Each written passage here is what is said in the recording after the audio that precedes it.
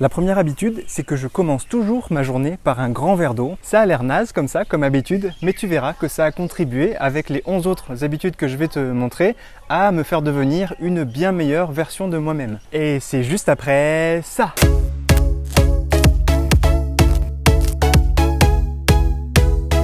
Salut, c'est Christophe, j'espère que tu vas bien et bienvenue pour cette nouvelle vidéo. Aujourd'hui, je vais te parler des 12 habitudes que j'ai mis en place dans ma vie et qui ont complètement métamorphosé ma vie.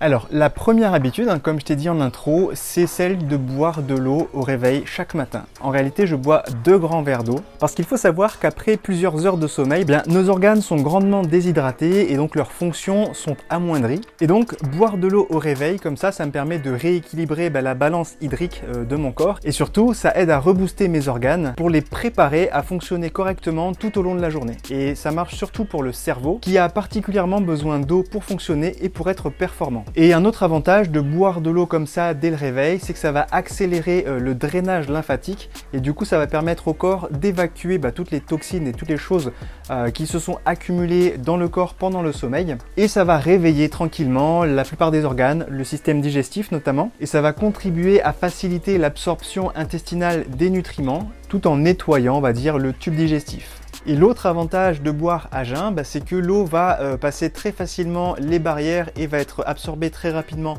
dans le corps puisqu'il n'y a pas d'autres aliments qui vont venir faire barrière entre guillemets et ralentir le passage de l'eau dans le corps. La deuxième habitude que j'ai, c'est que je prends des douches froides tous les jours. Je fais ça depuis plusieurs années, notamment surtout au réveil, et l'avantage c'est que ça réveille bien. Parce qu'une douche froide, c'est une solution idéale pour rebooster la circulation sanguine dès le réveil. En effet, l'eau froide va contracter les vaisseaux sanguins, ce qui va booster la circulation sanguine et donc favoriser l'irrigation en sang de tous les organes du corps. Et puis l'exposition au froid, ça a plein d'autres avantages, notamment ça booste le système immunitaire. Bon, alors sur ce dernier point, il y a beaucoup de débats, il y a plusieurs études qui se contredisent. Mais en tout cas, moi ce que j'observe, c'est que depuis que je prends les douches froides, après j'ai mis d'autres choses en place dans ma vie, je suis beaucoup moins malade. Typiquement en 2022, je suis tombé que 2 fois malade. Une fois c'était parce que j'avais chopé le Covid et l'autre fois c'est parce que j'avais attrapé une gastro. Mais globalement, j'ai absolument pas attrapé les infections saisonnières qui passent comme les rhumes, les grippes, etc. Et surtout, ce que je trouve très intéressant dans les douches froides, c'est que ça me booste mon mental. Parce que même si je fais ça depuis plusieurs années, ça reste toujours désagréable quand je me prends le premier jet d'eau froide sur le corps. Je vais pas te mentir, c'est toujours inconfortable. Et c'est là où c'est intéressant parce que du coup, ça me force à faire un truc que je trouve désagréable. Et surtout, ça me permet de me rendre compte que cet inconfort, il est que passager. Et qu'après coup, ça me fait tellement bien, déjà directement parce que je suis beaucoup plus en forme, plus dynamisé après.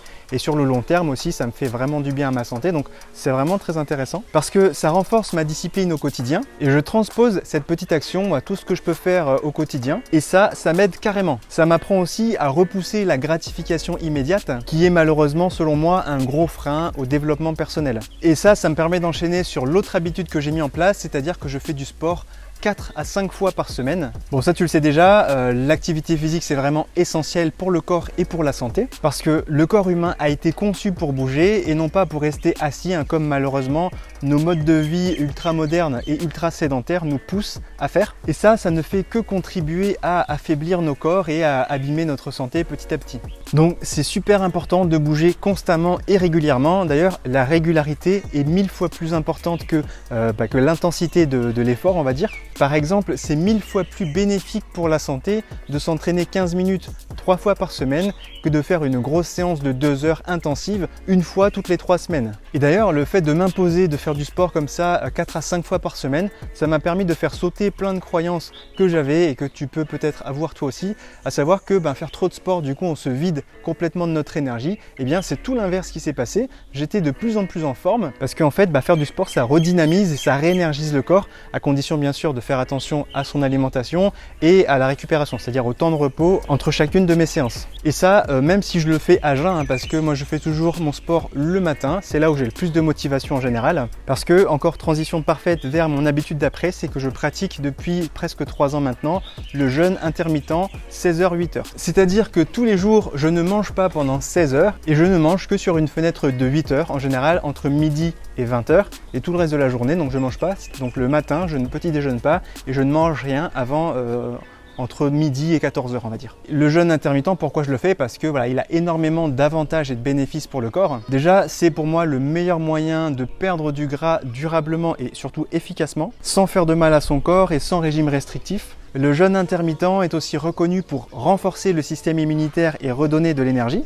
C'est un excellent moyen de réguler les hormones au sein du corps. Et ça, encore une fois, dans la gestion du poids, c'est très important puisque ça permet de gérer mieux son appétit. Ça permet au corps de mieux utiliser les graisses quand il le faut. C'est un excellent moyen aussi d'optimiser sa concentration parce que le jeûne intermittent permet de stimuler le cerveau en favorisant la croissance des nouveaux neurones. Le jeûne intermittent permet aussi d'éliminer les toxines de l'organisme, de réduire l'inflammation, de mieux résister au stress. Ça permet aussi de baisser le taux de sucre sanguin tout en limitant la sursécrétion d'insuline qui sur le long terme est mauvais pour le corps. Le jeûne intermittent serait également bénéfique pour la santé cardiovasculaire.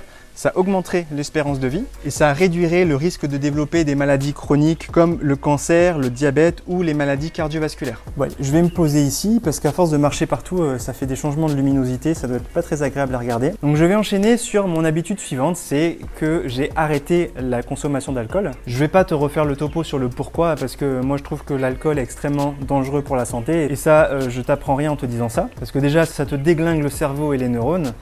Ça abîme beaucoup d'organes dans le corps. Ça augmente les risques aussi de maladies comme le cancer, les maladies cardiovasculaires, les maladies digestives, des maladies du système nerveux et les troubles psychiques pour ne parler que de ça. Et surtout dans mon cas, ce qui m'impactait vraiment, c'est que ça a augmenté mon niveau de fatigue et ça m'empêchait de me reposer correctement. Ça a impacté vraiment ma qualité de sommeil. Et bref, depuis que j'ai arrêté l'alcool, je me suis très rapidement senti beaucoup mieux. Et depuis, rien qu'en repensant à l'état dans lequel j'étais à l'époque où je consommais de l'alcool, eh bien, j'ai plus du tout envie d'en reconsommer. Et ça, même avec les quelques verres par semaine que je consommais. Et en plus d'arrêter l'alcool, j'ai aussi intégralement arrêté toutes les boissons sucrées, que ce soit les sodas, les jus de fruits, bref, parce que je crois vraiment aujourd'hui que le sucre sous forme liquide, c'est la pire invention de l'homme qui a un impact destructif sur la santé. Aujourd'hui, je ne bois plus que de l'eau ou du thé. Je suis un grand adepte de thé vert, sans sucre bien sûr. Une autre habitude que j'ai mis en place depuis quelques années, c'est que le matin, en me levant, je me brosse les dents avec la main gauche alors que je suis droitier. Pourquoi? Alors c'est une idée qui me vient de Jim Kwik, qui est un entraîneur de cerveau américain de renommée mondiale aujourd'hui. Parce que selon lui, voilà, en faisant ce genre d'action, c'est-à-dire en se brossant les dents avec la main gauche si on est droitier ou avec la main droite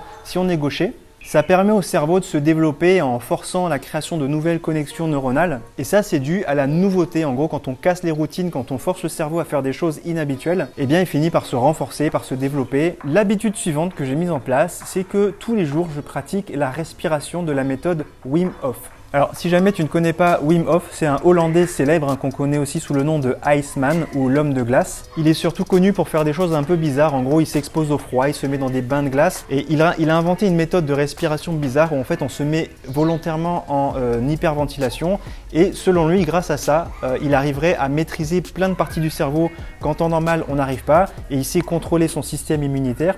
D'ailleurs, il y a des chercheurs qui ont essayé de le suivre pour comprendre en gros les bizarreries de son corps et ils ont volontairement injecter un virus dans son corps et observer comment il fonctionnait. Et en fait, grâce à la concentration, il a mobilisé son système immunitaire pour détruire et attaquer ce virus, alors que cette même expérience a été faite chez plein d'autres personnes qui ne pratiquent pas la méthode Wim Hof et eux, ils ont été infectés. Et d'ailleurs, pour prouver que c'est pas juste son corps qui a une anomalie génétique, Wim Hof a entraîné plein de gens à sa méthode et ces mêmes personnes ont subi le test de l'infection et magie, ces personnes aussi ont été protégées de l'infection, contrairement à ceux qui ne pratiquaient pas la méthode Wim Hof. Bon voilà, au-delà de ça, selon lui, donc cette respiration permet d'améliorer plein de choses dans le corps, notamment améliorer la qualité de sommeil, ça entretient les vaisseaux sanguins et le système cardiovasculaire, ça permet d'optimiser notre système respiratoire tout en entier, ça atténue les symptômes de la dépression, de la fatigue, des douleurs chroniques. D'ailleurs, ça renforce la tolérance à la douleur et au froid. C'est pour ça qu'il mélange cette respiration avec ses bains de glace. Ça accélère aussi le processus de récupération. Ça permet de contrôler notre état nerveux, c'est-à-dire le système sympathique et le système parasympathique qui sont rééquilibrés. Ça stimule et ça harmonise notre système immunitaire, comme je te le disais au début. Ça optimise le système de thermorégulation. Donc, ça permet de réguler sa température, à avoir plus chaud quand il fait froid et à avoir moins chaud quand il fait chaud. Ça augmente notre métabolisme et ça permet de soulager les symptômes de maladies auto-immunes comme la polyarthrite rhumatoïde, la sclérose, Parkinson, l'asthme, etc. Bref, ça a plein de bienfaits et d'ailleurs aujourd'hui, il propage sa méthode à des milliers de personnes à travers le monde entier, c'est ça qui l'a rendu célèbre. Et moi, j'ai découvert cette méthode en lisant son livre qui s'appelle la méthode Wim Hof, tout simplement. Mon habitude suivante, c'est que je me couche et je me lève tous les jours à la même heure. Non seulement le fait de faire ça, ça permet de réguler mon cycle circadien, mon horloge biologique, on va dire. En gros, je la cale sur un rythme bien spécifique et en plus de ça, ça me permet d'avoir un sommeil bien plus réparateur qu'avant et ça, je le ressens, hein. Même en dormant moins, je suis beaucoup plus reposé qu'avant. Et d'ailleurs, j'ai une application avec ma montre connectée qui me permet de mesurer la quantité de sommeil profond que j'ai dans la nuit. Et depuis que je régule comme ça mes heures de sommeil, j'arrive à avoir une quantité de sommeil profond beaucoup plus élevée qu'avant. Et tout ça, bien sûr, ça m'aide aussi à m'endormir très rapidement. Je cogite plus des heures comme ça pouvait m'arriver avant. Parce que l'organisme adore la régularité, hein, que ce soit pour les heures de sommeil mais aussi pour les heures de repas. Et tout ça, ça contribue à faire une meilleure régulation hormonale tout au long de la journée, ce qui est bénéfique pour plein de fonctions du corps, notamment dans la régulation du poids, parce qu'en fait la gestion du poids, des graisses et tout ça, c'est purement hormonal. Et donc quand on a des hormones qui marchent bien, eh bien notre corps va stocker beaucoup moins de gras et surtout va arriver à dépenser plus efficacement les graisses qu'il a stockées. Et aussi on a une meilleure régulation de l'appétit tout au long de la journée, ce qui évite de se jeter sur n'importe quoi dès qu'on a une petite fringale. D'ailleurs, on n'a plus en général ces fringales parce que voilà, notre système hormonal est beaucoup plus sain, beaucoup plus propre. Une autre des habitudes que j'ai mises en place, et là c'est plutôt psychologique comme point de vue, c'est que j'essaie d'arrêter de me plaindre pour tout et n'importe quoi. En gros, quand il y a un truc qui me plaît pas, j'essaie d'identifier le truc qui me plaît pas et j'accepte ma part de responsabilité dans ma manière d'interpréter ce que je vis, ce que je vois. Et surtout, j'essaie de me mettre à la place des autres personnes qu'il y a autour de moi et pour essayer d'arriver à avoir une vision plus claire de la situation et ne pas avoir à me plaindre. Parce que je l'ai lu dans plein de bouquins de développement personnel, le fait de se plaindre tout le temps est négatif et néfaste pour plein de fonctions dans le corps et ça a plein de conséquences désagréables. Notamment, ça empêche d'être positif, hein. On ne voit souvent que le mauvais côté des choses. Le fait de se plaindre tout le temps, on a aussi la peur du risque, hein, c'est-à-dire qu'on a tendance à fuir les initiatives qui pourtant nous aideraient à améliorer les choses dans notre vie.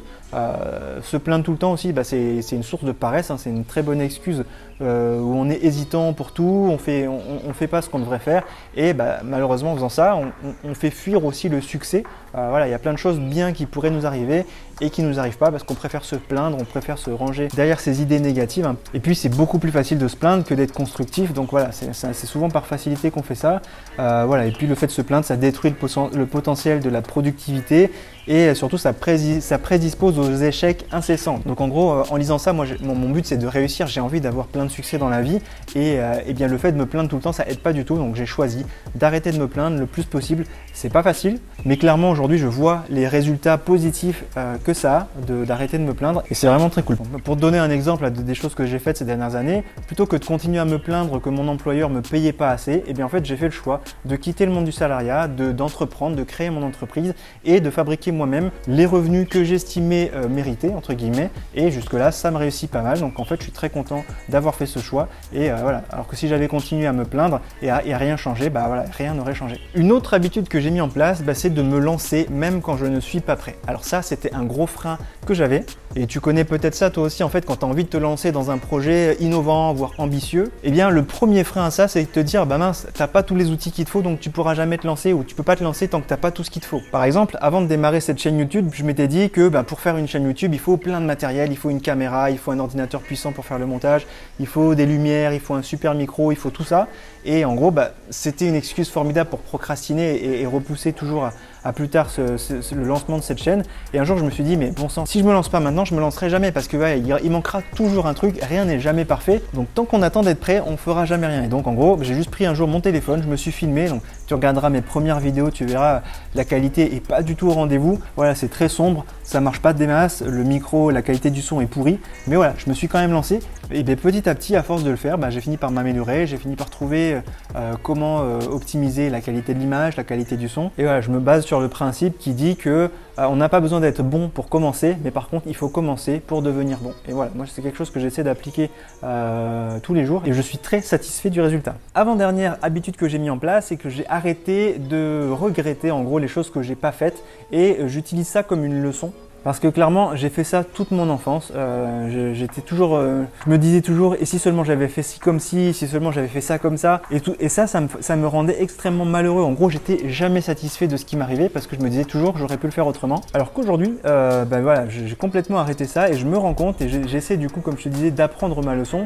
Quand quelque chose s'est pas passé comme je le voulais, et bien en fait je me dis mince, en fait il y a quelque chose à apprendre de ça. Comment faire pour que la prochaine fois ça n'arrive pas ou que ça arrive autrement, plutôt que de me dire si je l'avais fait différemment, ma vie serait pas pareille aujourd'hui. Et en fait souvent je me rends compte, alors c'est pas spirituel ou mystique ou quoi que ce soit, mais que beaucoup de choses qui me sont arrivées sont en fait un entraînement ou quelque chose d'utile pour la suite. Typiquement, je ne sais pas si tu avais suivi mes vlogs de cet été, il m'était arrivé une grosse galère à Londres où on a perdu énormément d'argent en 3 jours parce que voilà, en fait on a dû acheter et payer un hôtel avec nos enfants alors que ce n'était pas du tout prévu, on était resté coincé parce qu'il n'y avait plus d'avion.